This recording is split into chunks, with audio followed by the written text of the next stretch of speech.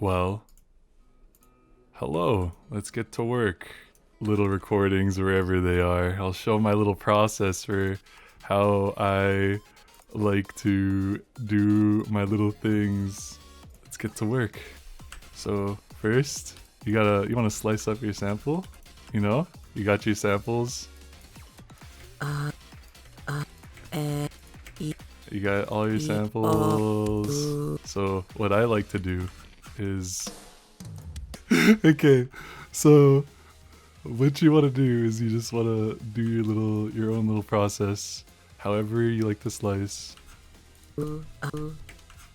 Okay, so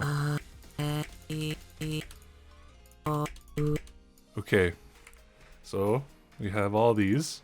What I like to do before I actually start making the Chrom itself is I have this little thing that I just made. It's two compressors. One's on a vocal preset. One is a OTT, just has 85 depth. Depth controls how much it's compressed. And I like to tick with the inward. I normally leave my inward around like 80 to maybe 95. You don't really got to do that much for this, which I might just reset it. You can mess with it. This is normally just what I do. Just leave it like that. Very simple stuff. And then I like to render it. So it's important to just listen to your samples too. You want your samples to sound clean when you're putting it into a Chrom. Not really how it should be. You just want your samples to sound clean, so then it makes the actual process of making the chromatic easier, because then you don't have to do as much to it. So what I like to do next is I just delete all those and I drag in the samples again. And since it's like already EQ'd and compressed and stuff, all of it's gonna sound the same. Like volume wise, like you can see the compressors working on it. I like to pitch it first. It makes things a lot easier. I just like to center things, make things all the same, like this. And obviously some things aren't gonna sound the same, like that. Hang on, settle down. You just drag it back out, and it's tuned.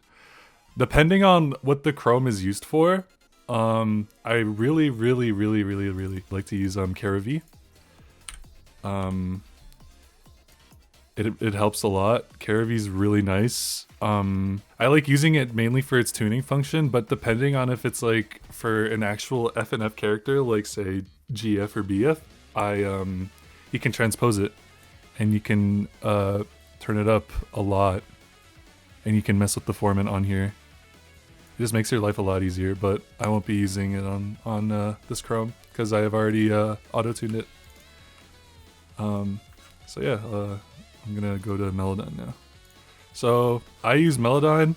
Not everyone uses melodyne. I personally really enjoy using melodyne. And if you ever notice that your samples are doing this, they're creating like these other like little harmonics or like these other little noises. You can actually just open algorithm and melodic, and most of the time it'll just switch it back. So that's really nice.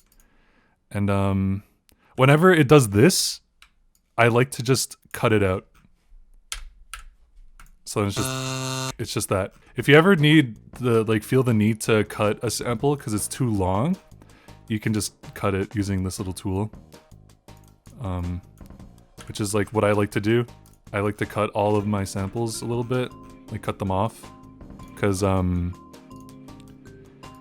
it makes it sound, it stretches the sound out, and it makes the audio sound more, I guess, like more Friday Night Funkin' mode, which is like what you want for all your samples. You cut the ends off and it stretches it.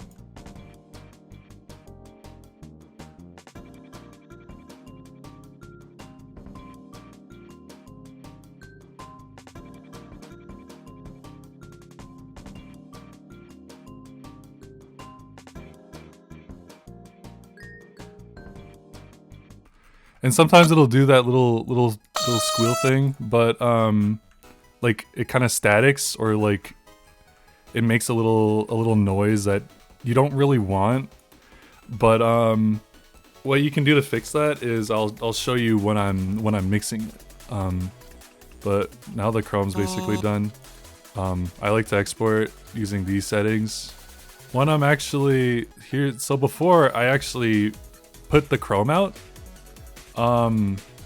I like to EQ it before. Again, I do lots of EQing to make sure it sounds as clear as it can be. There's like a little bit of a you don't want that like frequency. Like you want to dial it down as much as you can, which is like what I try to do. It's just you wanna hang on, be quiet. Okay, so what you want to what you want to do is you want to limit how much frequencies actually go into the Chrom itself. Like this, for example. The reason why I like Pro Q3 is that you can do this. And you can do this. You can make it like dynamic. And that's like a really, really nice thing that Pro Q3 has. It's like that. This is just normally how I'd mix it. And I wouldn't do anything more or less. And then I would just re-export it. This is just kind of the process I've just learned for myself over time. It works the best. I've made lots of Chromes like this. A lot of people really enjoy my Chromes, and it's just I do lots of processing. It's like I don't have to do this. It's just my process. You don't have to follow my process. It should be fairly well compressed. Like obviously when you get near the end, things are going to be louder than each other. I don't want to over compress this because I'm already going to do I'm going to do more EQing on it. Sometimes I put 2 OTTs on like voices depending on it really depends. It depends how the Chrom itself actually sounds and how the Chrom fits into like the song that I'm putting it into. I also, if you do use this little tool, not many people know this. If you use this little tool, you can slide all your markers at once. All over, and you have to do. I see some people doing it individually. You don't have to do that, so you can just skip that. Also, turn off auto dump. I'll actually make my standard effect chain that I normally use. I don't really have a specific one, but I do use a lot of the same plugins. I normally start off with OTT. See, like, there's lots of low end, so you turn that down. Which actually I'll put in my ref song to actually test the Chrom, which this is what it sounds like with like no effects.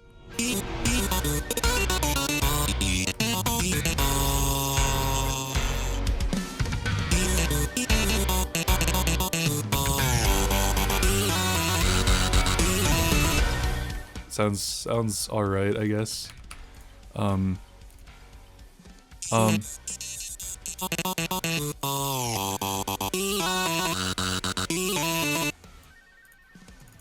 Which this is just normally how I do my EQing.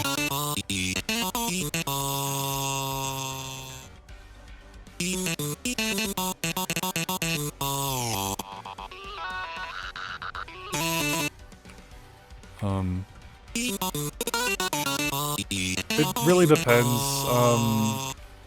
Sometimes it doesn't really matter what you put on your effect chain, to be honest. Just as long as you have something to compress it and to get out of like some frequencies that aren't needed, that'll like actually screw up the Chrom. But this is just generally what I would do, like for everything, honestly. Just OTT. If you don't have FabFilter Pro Q3, just use Parrot EQ, which you won't be able to have this like little dynamic thing without automation. With this, you just kind of have to stick with a spot, and that's why this is better, because you have more control over which frequencies are being annoying. When it comes to actual effects, it's lots of trial and error, and a lot of people will struggle with that, and I completely understand why. It's just you want your Chrom to sound good, and you just kind of gotta power through it. Lots of processing, lots of EQing, lots of compressing, and it sounds pretty good near the end. It doesn't sound bad, doesn't sound insane. It's just good. It makes it really easy to play with it when it comes to mixing effects. So this is what I like to do.